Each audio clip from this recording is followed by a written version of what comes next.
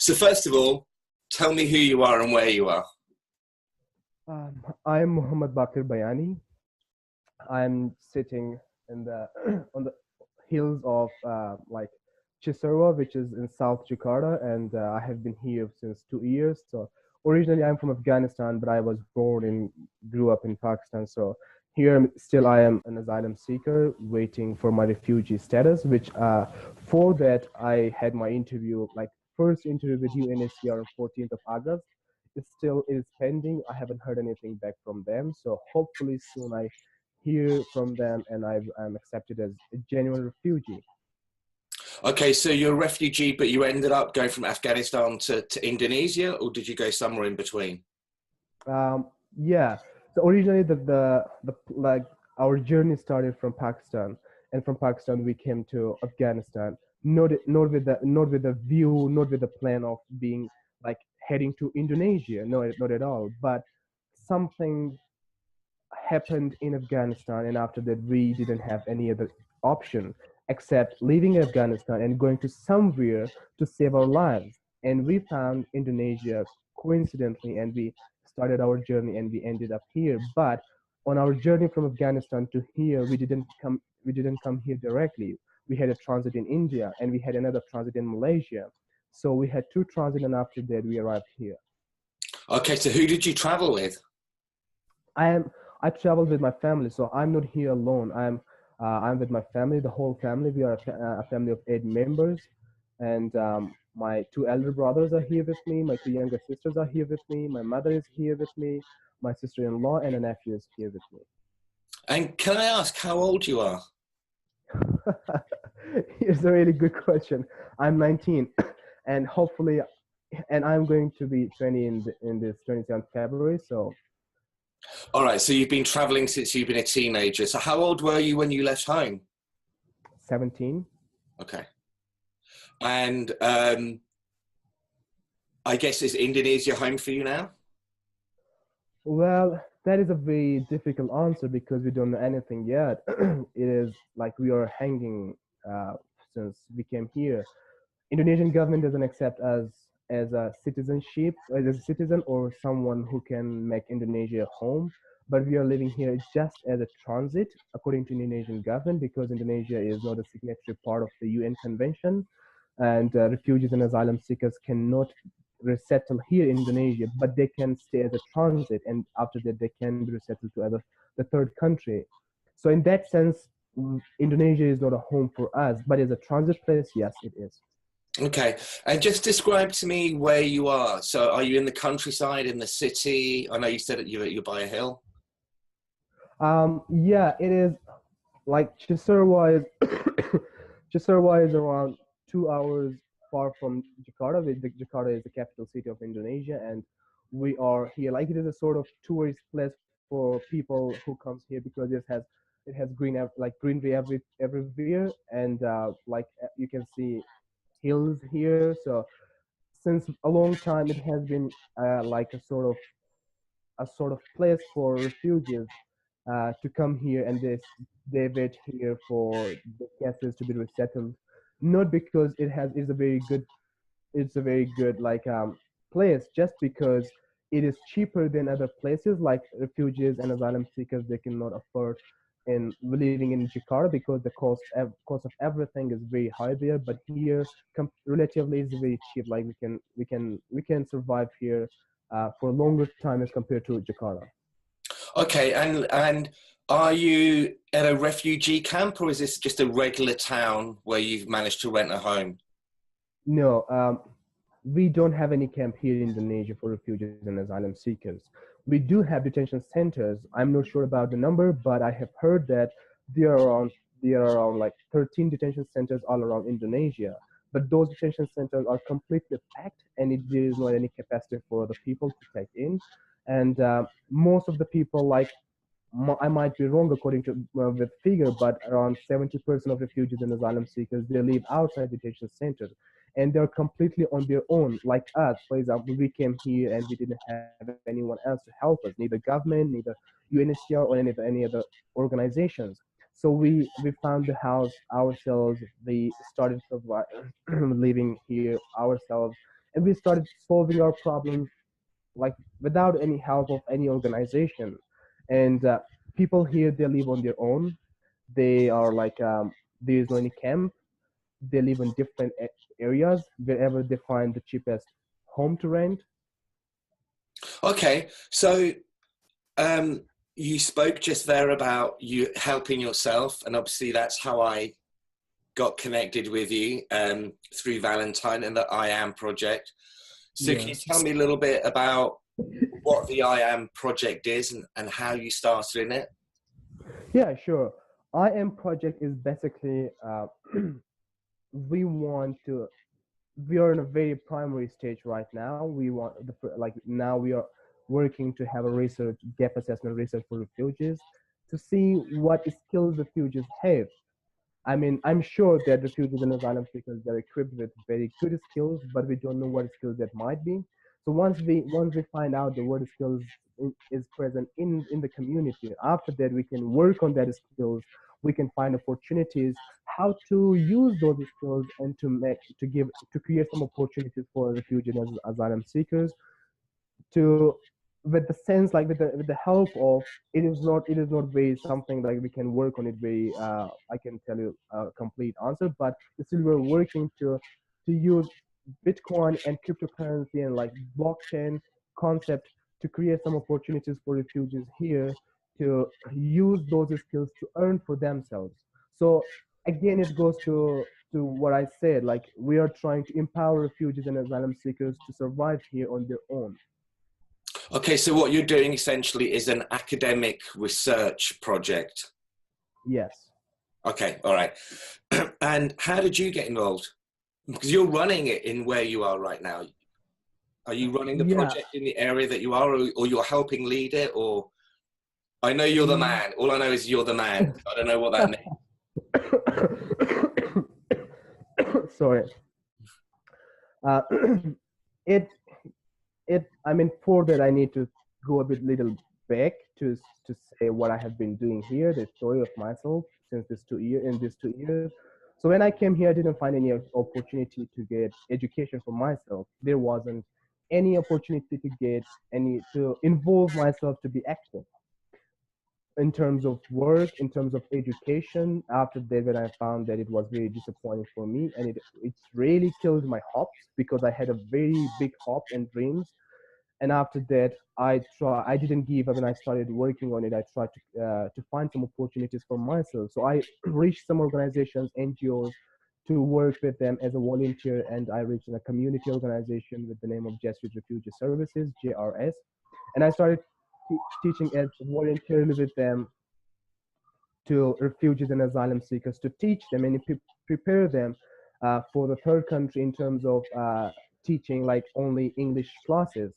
And my students were kids, my students were adults, my students were teenagers. So I taught with them for 2 years. Meanwhile, when I came here, I found that I have a very like I have something in my head. I have a story myself, like to tell the people. This story really worth to be brought up in front of the people to be shared. But I didn't have the opportunity. There was no one who came to me and asked me that, can you please share your story with me so like we can share with the world. But no one was there. But and I tried to talk with the other people, the fellow refugees, and found that they also have something in their heart, and those stories are really heart touching. And I started working on this, how I can be a voice for them, how I can give them the voice and bring those stories up. So I started a project with the name of Refugees of Indonesia. In that project we interview refugees and asylum seekers. We take their portraits, and after that I write their stories in English and publish on our website, on our Facebook page, and other social accounts to educate the world about the real situations of refugees and asylum seeker here in Indonesia and the reasons why they left their country. And it worked very well. We changed the perception of many people, and we have been getting very positive responses. So it was going on, and I realized that still there is a need of education. I mean, not only education, but many other activities that refugees and asylum seekers really need. And this idea came to me when I was having my own online courses through Coursera, and I was sitting in a very small room trying to have my online courses to do my activities, and it was like evening around 8, 9, and I realized that I'm feeling very tired, not because of my physical activities, but because of my mentality, that the situation that I'm living in. And I was intending to quit the course and leave it. And then I realized, what is the reason that I'm feeling like that? When I tried to brainstorm on that, I found, and the root cause for me was the real education environment. I I couldn't feel the education environment beside me. Like, there was no one else to talk with. There was no one else to share the questions, to share the knowledge, experiences, nothing.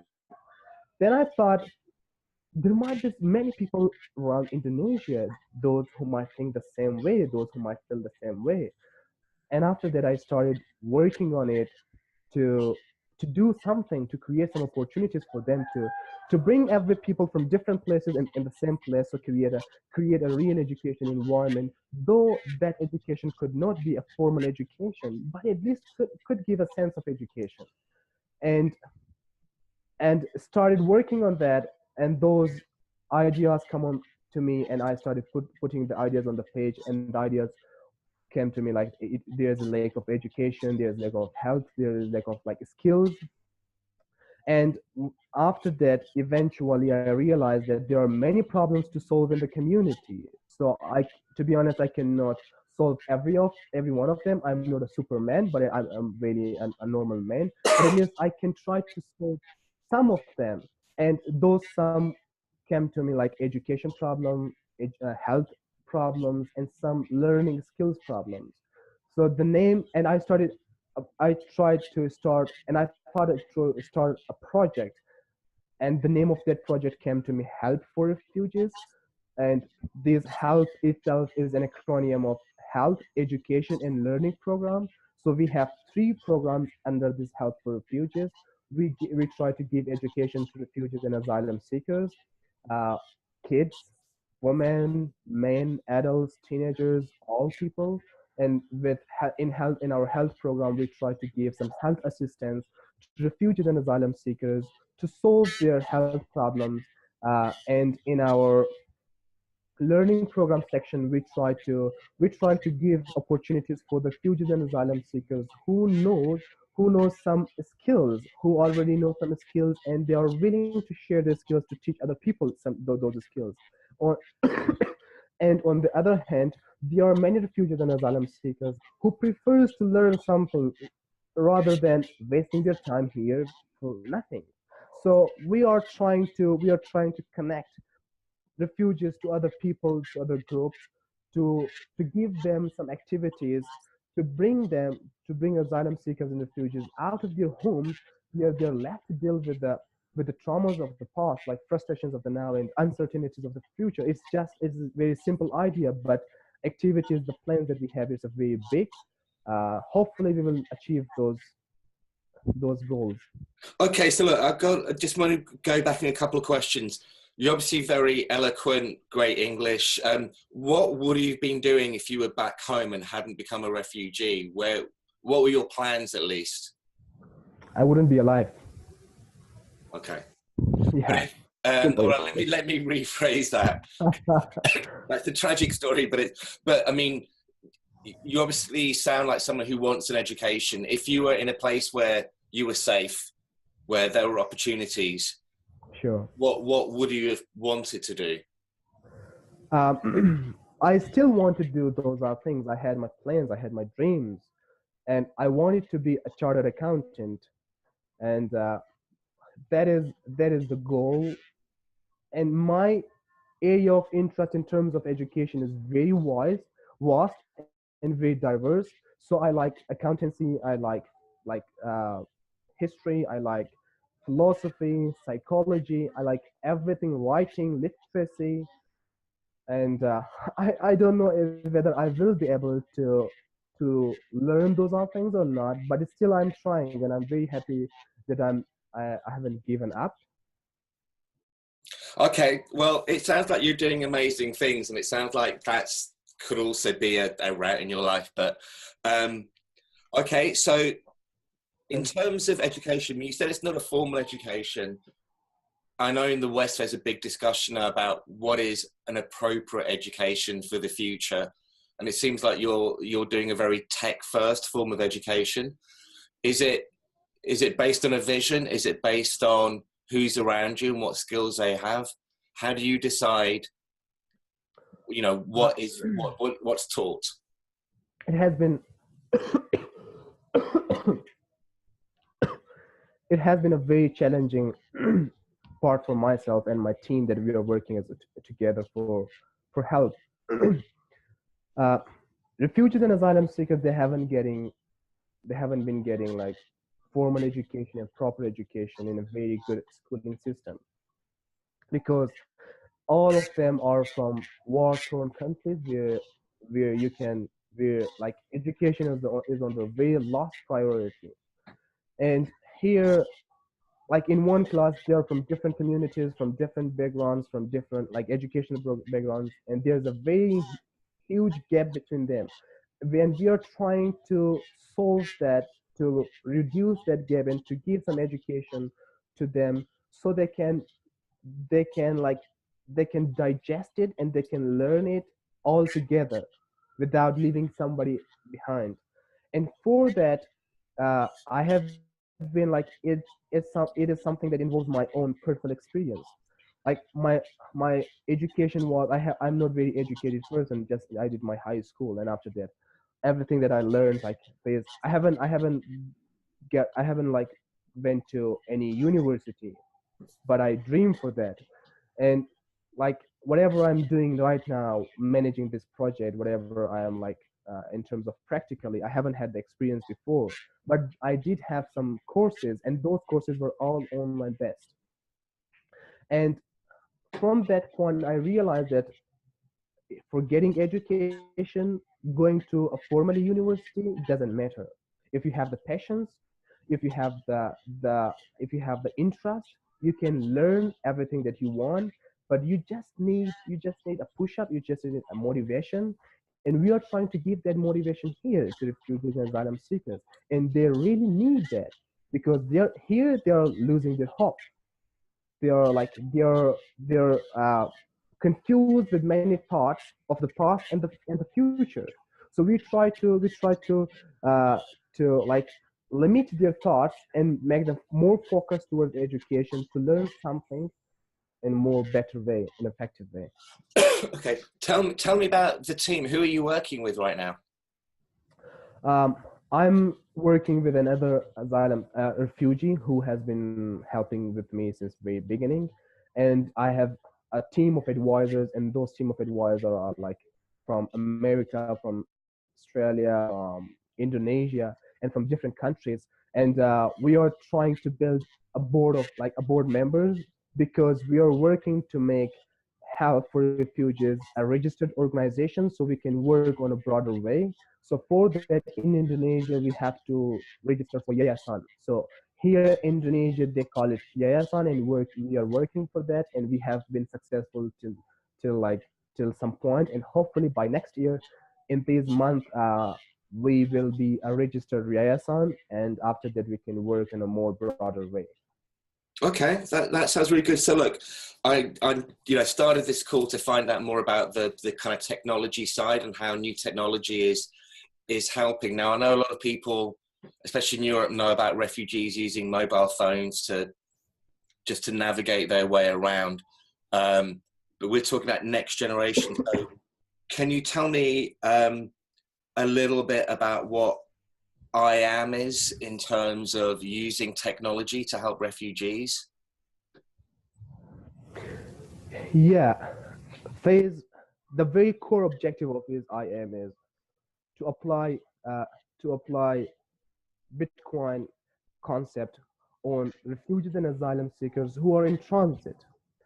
And like I told you that here we are not allowed to work inside Indonesia, but we are trying to work with the help of other parent organizations like UNHCR, IOM, and with the help of government to bring Bitcoin in the community and sell the skills and the skills of asylum seekers and refugees on different opportunities so they can work and they can earn something in terms of Bitcoin, and later they can exchange that Bitcoin in real cash and they can use it to survive here for like, which hasn't been possible in these past years.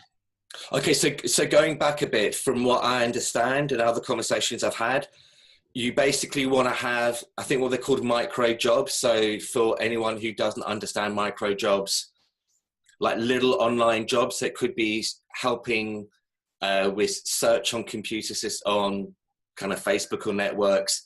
It could be doing the kind of small remote jobs that you get on services like Upwork. Is that right? Yeah. We are trying to. Yeah, you're right. We are trying to use those systems, and we are trying to use Upwork platform to sell. I mean, to give the opportunities. Sorry, I think it is better to wait until this wind goes off. Oh, okay. I couldn't hear it, but okay. Yeah.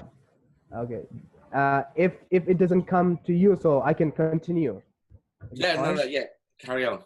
Okay, cool. So, yeah, we are trying.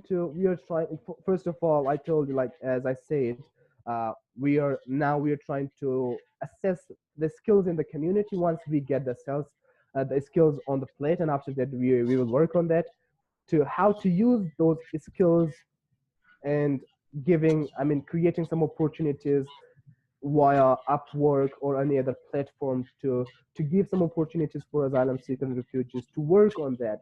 And that work will be outside Indonesia. And we are not sure whether we will be able to do that in terms of legal terms. But we are working on that to have the permission from government. We are working on that to have permission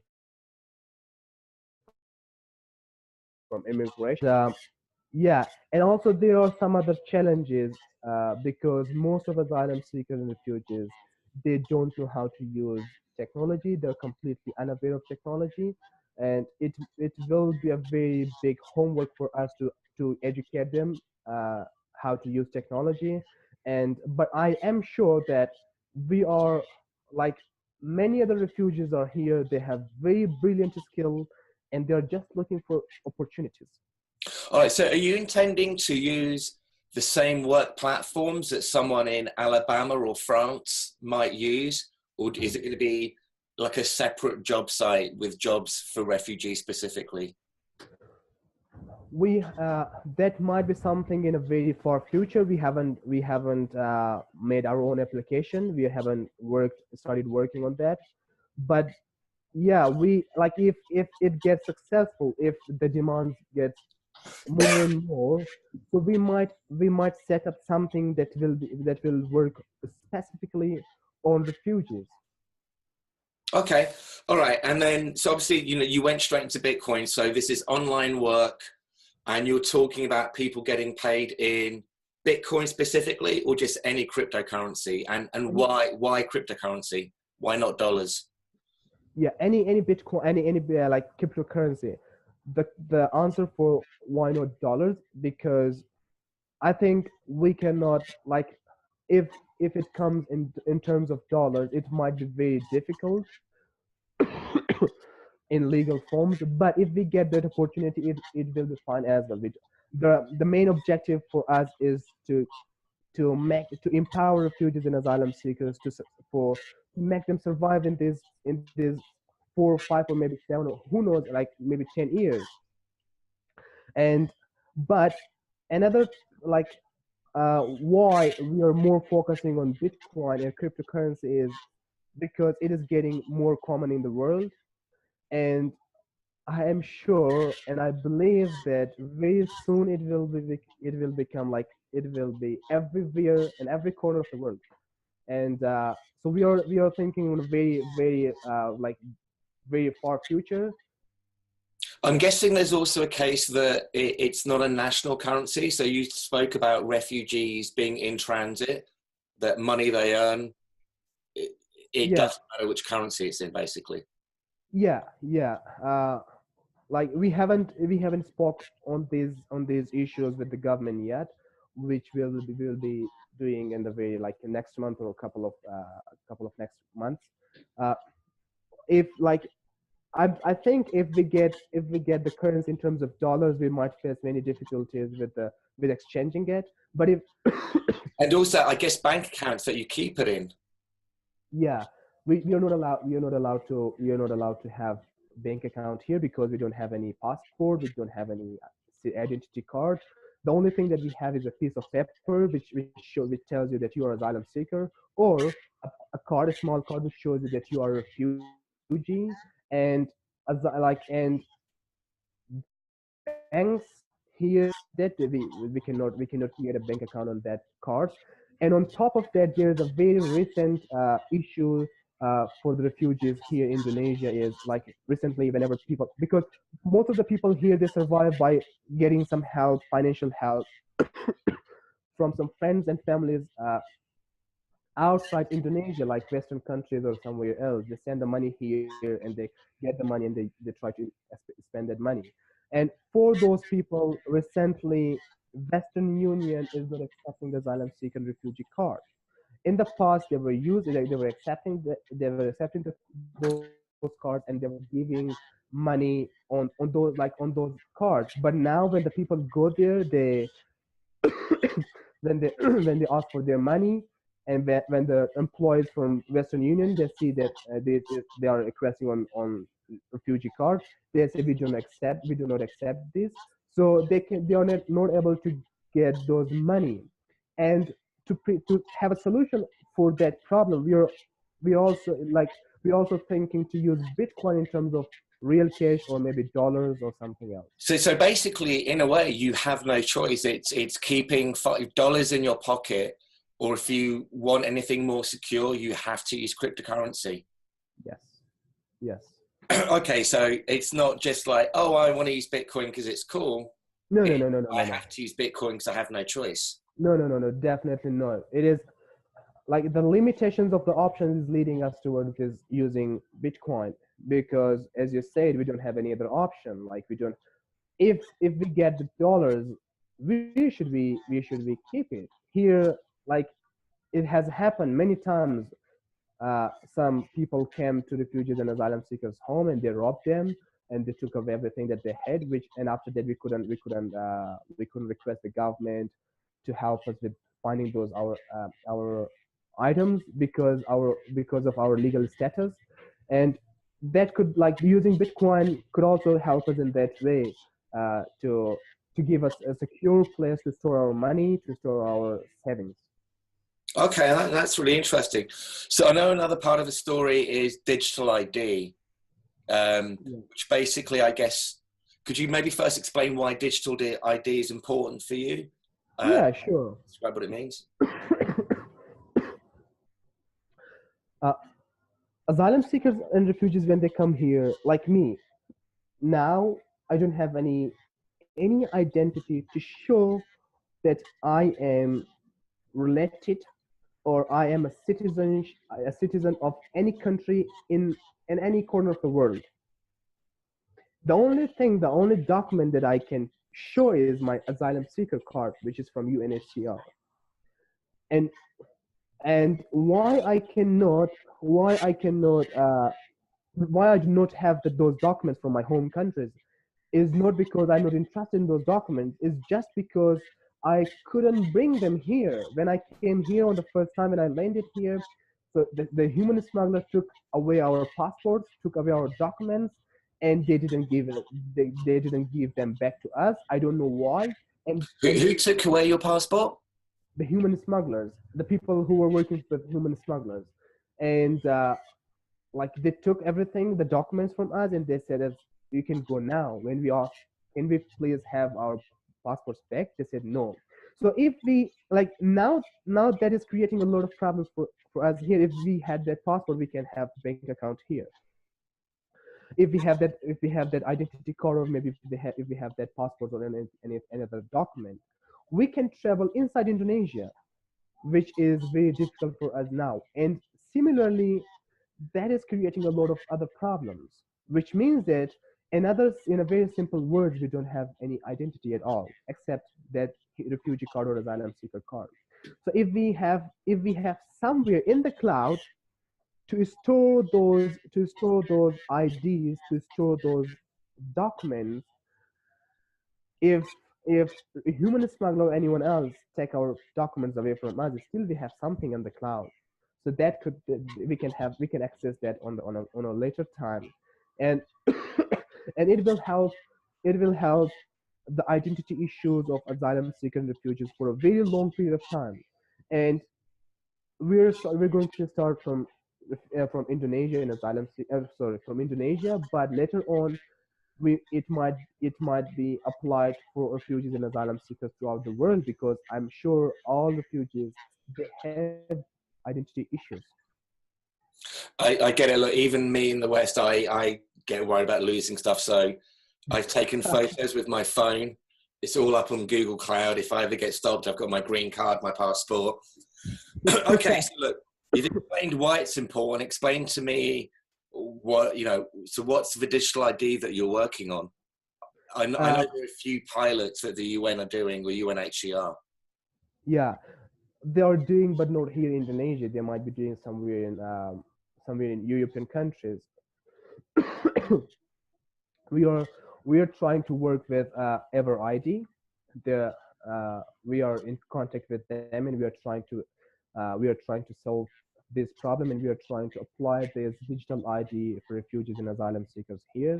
So we haven't had any success on that, but we are working very hard to have government involved in this, to have uh, parent organizations like UNHCR and IUM involved in this. So yeah, we are using Ever ID to And give it. who are Ever ID? Ever ID is a group of people who are trying to give this digital ID to the people who doesn't have who doesn't have like who don't have any identity. And for example, I'm not sure about the figure, but around 12 million people around the world, they don't have any identity. And these Ever ID people, they are trying to give them identity using blockchain. And not only they are not trying to only solve their identity issues, but they're also trying to solve uh, they're also trying to solve these bank issues for the people who cannot access banks. And they are also trying to give some financial assistance to people who are in need in terms of bitcoins. So it's actually something in the cloud, and it can they're working to develop their application. And once that the application is developed, so everyone can access that with a fingerprint. When once they apply the fingerprint, everything like their account will open, and they can access whatever they want on blockchain. Okay, so, and are Ever ID American, European, African, Asian? Do you know? Yes. um, I think I had a very productive meeting with their CEO. Uh, he told me where they are, like where they are based, but to be honest, I forgot it. It might be either Canada or it might be America. So from these two countries, it Okay, might be one of them. North America. Okay, I'll look them up and I'll find out and I'll talk to them as well. Sure. Um, Yeah. so look, so I understand the fingerprint. So I guess everyone's getting used to having phones where you open up with your fingerprint, and it seems safer than even Face ID. But how do you establish who you are in the first place? So you speak about bank accounts. If this becomes a real ID, how do I know that Baqir, you're Baqir, you're not some other person that pretended? Mm-hmm. So uh, the first thing is, I think they're also work. The first, I think my fingerprint will define, like will be an evidence that who am I. And also I will have my documents in that. blockchain on my profile stored. And also I think the ever IG people, they're working to do some like connections with the eyes. So I'm not sure about them. You can ask them Okay. simply. So basically, we have to take it on trust that when you start, look, so I'm being agent provocateur here a little bit. Lots of Mhm. people go, how do we know it's not a terrorist who's starting a brand new identity? Is that just a Yeah. risk? Sorry, I didn't understand the last So part. I don't want to kind of like go down into a weird conversation, but there are some people that would say maybe you're a terrorist and you're trying to create a new identity away from your other one.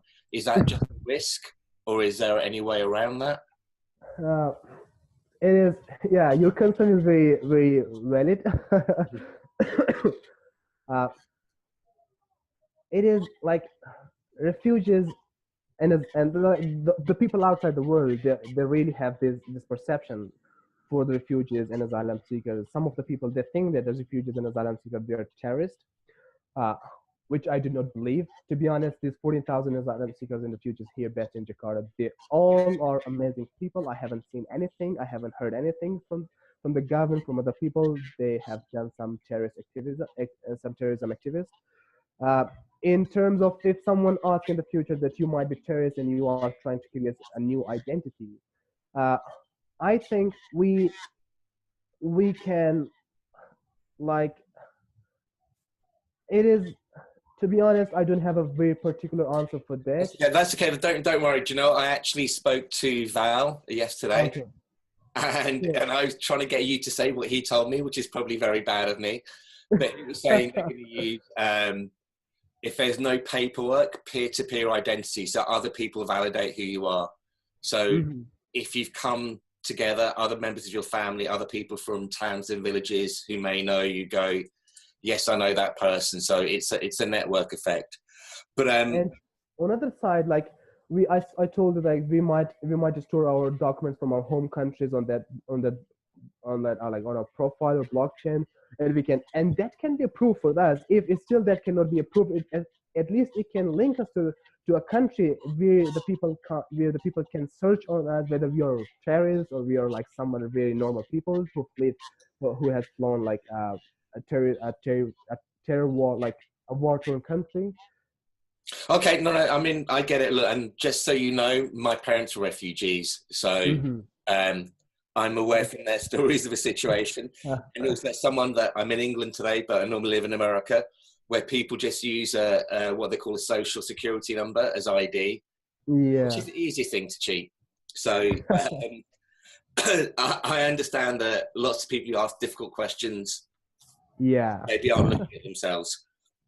So look, I understand now about digital IDs, about the micro jobs that you're trying to create, and why cryptocurrency payment. So what do you hope this is going to help people achieve? You know, other refugees achieve, and part of their journey. Do you just see it as a thing for here and now to be good? Do you see it as having long-term benefits? Yes. It has it has short term and long term benefits both, because in short term uh, we can solve the financial issues, because here in Indonesia the biggest challenge, the biggest problem for refugees is financial problem. Once they have the financial problem, they can stay here for maybe like 7 years, 10 years, or 8 years. Though some of them, they don't have the financial problem, but they have the real problems beside that. But the like for it is the financial problem is very common, and it's biggest for many of the refugees. Um, like if we get the financial problem solved for refugees here, they will not have something to worry about. They can easily go to a hospital. They can easily solve their own health problems. They can, in fact, they can support their families back there in their home countries. This is something that we are planning to do for refugees in short term, but in long terms, it is also the same solution. But looking and observing the reaction of the people, the countries, the resettlement process, I start believing that these refugee crises are not going to solve in next decade. It will continue for decades if the resettlement process goes in this at this rate. And for that, if we apply this cryptocurrency, once it gets successful with the help of bigger organizations, we can solve around 50% of the problems of refugees all over the world. They can still work, they can still support themselves, they can still support their families by being in transit. Okay, I mean that's a great ambition, and I feel like you should be doing that rather than accountancy. But never mind. I think what you've got is a very rare skill. Yeah. So look, we understand about your. So what are the challenges? What are the particular challenges? And if you could get some special help. What are the challenges? Actually, first of all, tell me what specific challenges would you like help with next? The biggest challenge for us is legal uh, legal permission from the government, because it might be very difficult for us and challenging for us to talk with the people with the government people and bring them and try to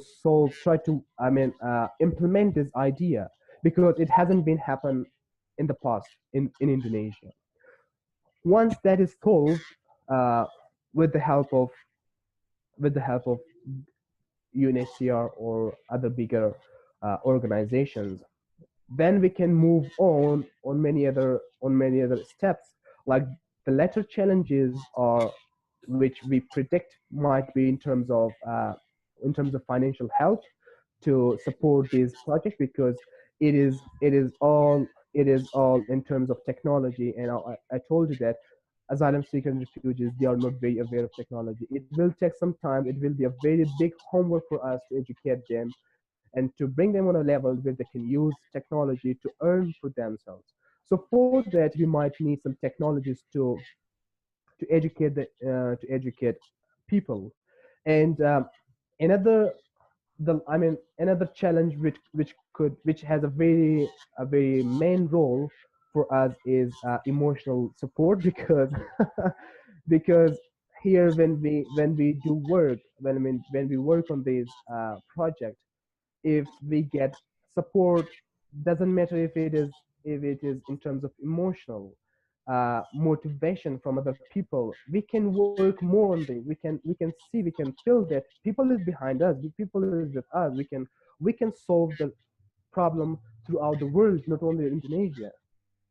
Okay, no, that's really good. So basically, we're saying you can do a lot, but if the law's stopping you, maybe the law needs to catch up with technology, which I guess is the case everywhere in the world, but more, yeah. It affects your lives more. So yeah. I think I'm going to carry on talking with you afterwards on email, but for this part of the conversation, is there anything I've not asked you about? Is there anything that you feel like I should be aware of now? I think no, but there's another project that I'm working, which is beside IM. Tell me about it. It is also linked with technology, because uh, I'm thinking to solve uh, the education problem not only for 100 people in Jakarta. I'm thinking to solve the education problem for all the 14,000 refugees and asylum seekers here in Indonesia, and also including those people who are living in detention centers where they don't have any education at all. And for that, we are trying to have some distance learning programs, and we are trying to develop some applications where we can, like, that application will be specifically for refugees to get education. So once that application is developed, I can invite the people from detention centers, I can invite the people, the refugees and asylum seekers who are living miles away from me, and I can arrange a time for them, and I can invite some teachers and some experts from somewhere in America, somewhere in Western country, like anywhere in the world, and they get connected with that application, and they can still have that application, that I, educated on. I understand what you're saying, because I've actually, via Zoom, been on a little robot in a college in Oklahoma, talking about my experience as a media person. So I get it. I'll also investigate. If I find of any technology, come across any technology that's already ready, that maybe can help you, then, but I'm sure you're doing that as well. Okay, so look, that would be really great. Yes, I will draw the end to this conversation now, but it will be great. Do you know, if you have any photos of what you're doing and images that I could look at to help understand and maybe post, that would be fantastic. And probably I'll follow up. If you have, if you don't worry. If not, I'll probably follow up with you with email over the next couple of days, and maybe ask a few more kind of drill down questions. Thank you very much for your time. You've been very inspirational. You are very inspirational. I wish you good luck, and I'm sure we'll be talking soon. Thank you so much. Thank you so much for your time, and thank you so much for giving us the voice, because it wouldn't be possible to reach bigger audience and share our stories and inspire the world. And it is possible with your help. So hopefully some positive change will come out of this video, and we will definitely be in touch. Thank you so much, and also remember, this is just the start of a story. This is just research. The bigger project later, but yeah. But thank you very much, and have a good rest of the day and a good weekend if you can. Sure. Thank you. Likewise. Goodbye. Bye.